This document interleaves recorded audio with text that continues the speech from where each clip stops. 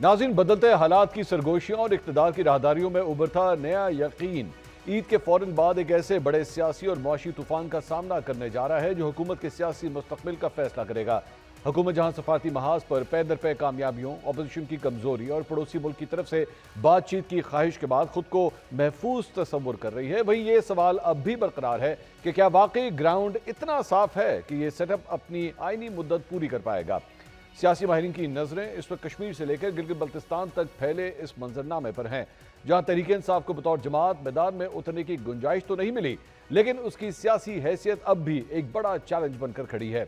दूसरी तरफ तहरीक इंसाफ और पीपल्स पार्टी के दरमियान बढ़ती हुई पसपर्दा कुर्बतें क्या हुकूमत को घबराहट में मुब्तला कर पाएंगी? क्या मरियम नवाज पंजाब की ब्यूरोक्रेसी और सियासत में गुड गवर्नेंस का कोई ऐसा मॉडल कायम करने में कामयाब हो चुकी है जो नून लीग के सियासी मुस्तकबिल की जमानत बन सके? और ईद के फौरन बाद मुल्क की सियासत का क्या रुख होगा? इस प्रोग्राम में हम इन तमाम सूरत हाल का अहाता करेंगे। ये प्रोग्राम दो हिस्सों पर मुश्तमिल होगा। पहला हिस्सा आप आज और दूसरा हिस्सा कल देख सकेंगे। इस खुसूसी प्रोग्राम में हमारे साथ मौजूद हैं सीनियर सहाफ़ी, एंकर पर्सन, तज्ज़ियाकार इफ्तिखार अहमद साहब। हमें ज्वाइन कर रहे हैं सीनियर सहाफ़ी, एंकर पर्सन अतर काज़मी साहब। पैनल में मौजूद हैं सीनियर सहाफ़ी, एंकर पर्सन गरीदा फारूकी साहिबा, सीनियर सहाफ़ी, एंकर पर्सन मुनीफ फारूक साहब भी प्रोग्राम में शामिल हैं। सीनियर सहाफ़ी तज्ज़ियाकार इसार राना साहब और सीनियर सहाफ़ी, एंकर पर्सन सैयद मुज़म्मिल शाह साहब भी हमारे साथ प्रोग्राम के अंदर मौजूद हैं। तमाम मेहमानों का बहुत बहुत शुक्रिया। आगाज़ करेंगे सबसे पहला सवाल हुकूमत के हवाले से। पै दर पे हमने देखा है कि कामयाबियाँ समेटी गई हैं हुकूमत की जानिब से।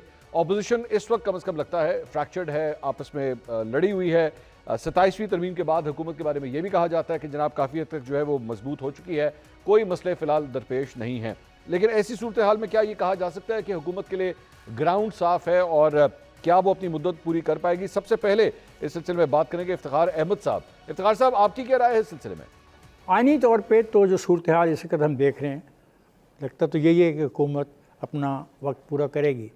हाँ, अगर इस दौरान अगर अवामी जदोजहद को शुरू कर देता है और अवाम बिल्कुल ही इसकी पॉलिसियों से इख्तलाफ करते हुए सड़कों पे आ जाते हैं, तो फिर सोचना पड़ेगा कि क्या ये अपना टेन्योर पूरा कर सकती है नहीं।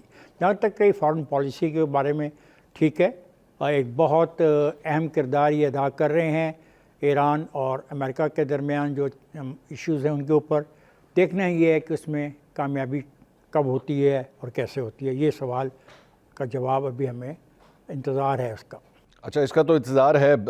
इसार राना साहब, आपकी क्या राय है? आपके ख्याल में कोई क्लैरिटी अब तक हो चुकी है? हुकूमत जो है कंफर्ट जोन में है या आपके ख्याल में अभी मुश्किलात बरकरार हैं उसके लिए? देखिए, मुद्दत पूरी करना क्या होता है? अगर आप ये रिकॉर्ड बनाना चाहते हैं कि जी पहला वज़ीर आज़म होगा जिसने 5 साल पूरे किए, तो ये पाकिस्तान का पहला वज़ीर आज़म होगा जिसे अवाम ने एक दिन पजीराई नहीं दी, उसके बाद भी 5 साल पूरे कर लिए, अगर यही रिकॉर्ड है तो। और ठीक है, सिफारती मुहाज पे हमने बहुत कामयाबी हासिल की, तो उसका क्रेडिट तो फील्ड मार्शल साहब को जाता है।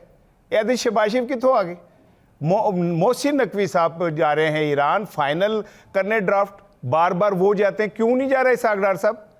अगर ये इतनी इन्होंने कामयाबियां समेटी हैं तो ये इसहाक डार साहब जाएं, क्यों जा रहे हैं मोहसिन नकवी? इसलिए कि क्रेडिबिलिटी इनकी कोई नहीं है। और ये कहना कि जी अब उनके रास्ते के कोई नहीं है और यूं नहीं है, तो भाई अगर पाकिस्तान में अवाम और अवाम को इकाई समझा जाता है रियासत का, तो फिर अवाम तो इनके साथ नहीं खड़ी हुई। बाकी तुम जो मर्जी कहते रहो, आपकी मर्जी है। आप तारीख दान जो है, जो वक्त का क्या नाम है बादशाह होता है, उसके घुटने के साथ बैठ के तारीख लिखता है। एक तारीख वो होती है जो कहीं और लिखी जा रही होती है और फिर वक्त आने पे वो तारीख ही मानी जाती है। टोपियां बेचना और ये सब ड्रामे निकाल आते हैं फिर। मुनीफ फारूक साहब, इसार राना साहब जो है वो तो समझते हैं कि जनाब पावर स्ट्रक्चर जो है वो किसी और तरफ है और क्रेडिबिलिटी के इश्यूज हैं। आप क्या समझते हैं, क्या हुकूमत के लिए मुश्किलात अभी भी बरकरार हैं या तमाम मसाइल हल हो चुके हैं? मंसूर साहब, मेरे ख्याल में ये उन हुकूमतों में से शायद होगी पहले, क्योंकि हमारा कोई इतना माजी इतना अच्छा नहीं रहा, लेकिन मैं नहीं समझता कि आज तक किसी वज़ीर आज़म को पाकिस्तान के अंदर इतना कंफर्टेबल एनवायरनमेंट मिला है हुकूमत चलाने के लिए जो शहबाज शरीफ साहब को मिला है। और जो उनकी इक्वेशन है with the Pakistan military establishment, particularly जब हम बात करें पाकिस्तान के फील्ड मार्शल की, तो वो इट्स एग्जाम्पलरी और नॉट ओनली इट्स एग्जाम्पलरी बल्कि मैं समझता हूँ कि अनप्रेसिडेंटेड है कि जो इतना कंफर्ट लेवल है वो शायद हमने माजी में नहीं देखा। तो जिस तरह हम कह सकते हैं باقی تبدیل ہوتے تو کچھ پتہ نہیں چلتا, ایک انسرٹنٹی کی فضا تو لوم کرتی رہتی ہے. بٹ اگر ہم آج کے حالات کو دیکھیں تو ہم یہ سیفلی پریڈکٹ کر سکتے ہیں کہ یہ حکومت اپنی مدت پوری کرے گی, بلکہ شاید یہ نظام اس مدت سے آگے کی بھی سوچ رہا ہے. اچھا, سو یعنی کمفرٹ زون جو ہے آپ کے خیال میں کافی ہے, اور ساتھ ہی آپ کو یہ لگتا ہے کہ نظام جو ہے ایکچولی مدت سے بھی شاید آگے چلا جائے گا. غریدہ فاروقی صاحبہ, آپ کیا سمجھتی ہیں؟ قانون سازی کے حوالے سے تو ظاہری بات ہے 27ویں آئینی ترمیم کے بعد کمفرٹ زون حکومت کا موجود ہے, جس طرح منیب ابھی فرما رہے تھے. آپ بھی سمجھتی ہیں کہ یہ حکومت بڑے آرام سے اپنی مدت پوری کر لے گی, یا آپ کو بھی لگتا ہے کہ ایکچولی مدت سے بھی آگے جا سکتی ہے؟ جی دیکھیے, سوال تو آپ کا بہت انٹرسٹنگ ہے اور بہت اہم بھی ہے. اب اس کا جواب میں اس طرح سے دینے کی کوشش کرتی ہوں کہ پاکستان میں ہسٹوریکلی کہا جاتا ہے کہ حکومت کرنے کے لیے, حکومت کو پوری کرنے کے لیے, حکومت کی مدت پوری کرنے کے لیے آپ کو 3 A's درکار ہوتے ہیں: اللہ, امریکہ اینڈ آرمی. آپ کو ان تینوں کی سپورٹ حاصل ہو تو پھر آپ ستِ خیرہ اور آپ کا بیڑا پار نکل جاتا ہے. امریکہ شہباز شریف کی حکومت سے بہت خوش ہے, آرمی اپیرنٹلی بہت خوش نظر آتے ہیں, باقی دلوں کا حال اللہ جانتا ہے, لیکن اپیرنٹلی ملٹری اسٹیبلشمنٹ وزیر اعظم شہباز شریف کی حکومت سے بڑی خوش نظر آتی ہے, مطمئن نظر آتی ہے. اور وہ جو ایک بات کہا کرتے تھے نا, عمران خان کہا کرتے تھے کہ میرا کوئی سبسٹیوٹ نہیں ہے, میرا خیال ہے کہ وہ شہباز شریف کہہ سکتے ہیں, لیکن اگر وہ کہہ دیں تو پھر یہ بڑا بول بھی ہو سکتا ہے اور سبسٹیوٹ پھر کہیں نہ کہیں نکل بھی آتا ہے. جیسے عمران خان کے دور میں لگتا تھا کہ اب تو کوئی سبسٹیوٹ ہی نہیں ہے, سب جیلوں میں ہیں, کچھ ہو نہیں سکتا. سو اپیرنٹلی حکومت کے لیے گراؤنڈ صاف ہے, اور اگر وزیر اعظم شہباز شریف اپنی مدت پوری کر جاتے ہیں تو پاکستان کے پہلے وزیر اعظم بن جائیں گے جو اپنی آئینی مدت کو پوری کر سکیں گے. وہ اپنے خود بڑے بھائی کو بھی پچھاڑ دیں گے, عمران خان کو بھی پچھاڑ دیں گے وہ اس حوالے سے. سو فی الحال تو حکومت کے لیے معاملات ٹھیک نظر آ رہے ہیں, لیکن جو پریشانی ہے, اصل پریشانی وہ معیشت کی ہے. آپ دیکھیے, اور گورننس کی ہے. ابھی آپ دیکھیں جو چند دن پہلے فیلڈ مارشل کوئٹہ میں تھے, اور وہاں پہ انہوں نے خطاب کرتے ہوئے کہا کہ جو پیغام انہوں نے دیا کہ نیشنل سیکیورٹی کے لیے ضروری ہے, اور مؤثر نیشنل سیکیورٹی کے لیے کہ آپ کی گورننس بہتر ہو.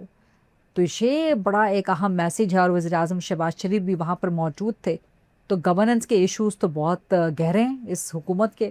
اس حکومت کے کسی بھی حکومت کی 2 منسٹریز بہت امپورٹنٹ ہوتی ہیں, finance ministry and energy ministry. اسی پہ آپ کی معیشت چلتی ہے.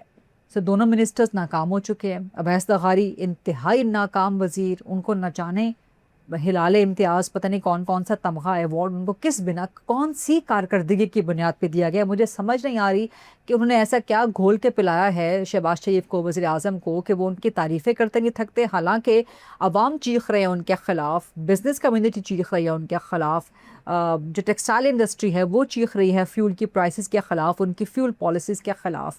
سو یہ سمجھ نہیں آتی کہ کیوں ان کو, کس کارکردگی کی بنیاد پہ ان کو جو ہے, شاید خوشامد بہت اچھی کرتے ہوں گے, چاپلوسی بہت اچھی کر لیے ہوتے ہوں گے.